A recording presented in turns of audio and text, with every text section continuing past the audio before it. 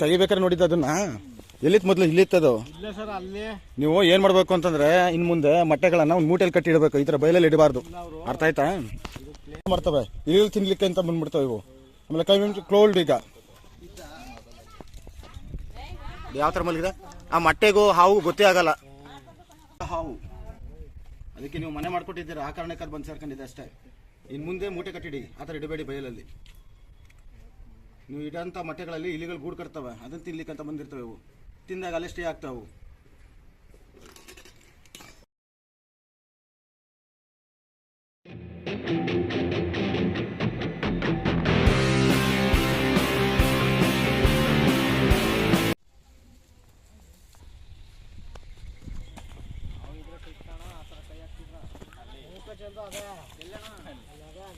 ನೀವು ತೆಗಿಬೇಕಾದ್ರೆ ನೋಡಿದ್ದು ಅದನ್ನ ಎಲ್ಲಿತ್ತು ಮೊದಲು ಇಲ್ಲಿತ್ತದು ಇಲ್ಲ ಸರ್ ಅಲ್ಲಿ ನೀವು ಏನು ಮಾಡಬೇಕು ಅಂತಂದ್ರೆ ಇನ್ನು ಮುಂದೆ ಮೊಟ್ಟೆಗಳನ್ನು ಒಂದು ಮೂಟೆಯಲ್ಲಿ ಕಟ್ಟಿ ಇಡಬೇಕು. ಈ ಥರ ಬಯಲಲ್ಲಿ ಇಡಬಾರ್ದು.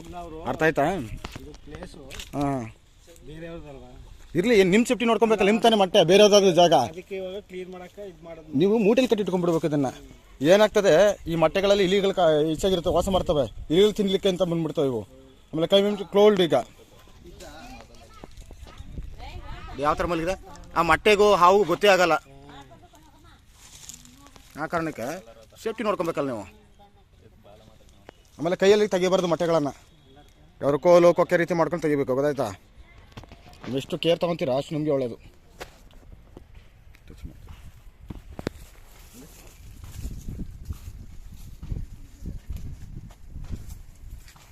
ನಾನೇನು ಸ್ವಲ್ಪ ಹಿಂದೆ ಇರಿ ನೀವು. ಹಾಂ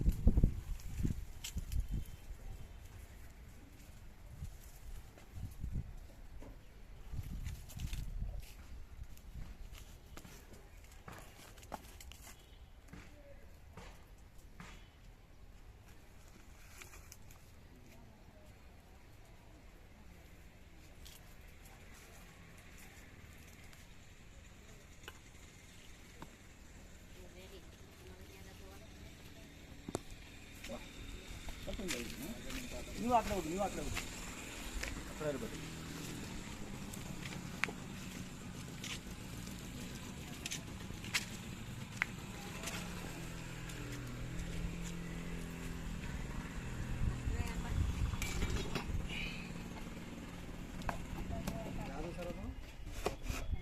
ಕೊಳಕಮಂಡಲ ಹಾವು ಅದಕ್ಕೆ ನೀವು ಮನೆ ಮಾಡ್ಕೊಟ್ಟಿದ್ದೀರಾ, ಆ ಕಾರಣಕ್ಕೆ ಅದು ಬಂದು ಸೇರ್ಕೊಂಡಿದೆ ಅಷ್ಟೇ.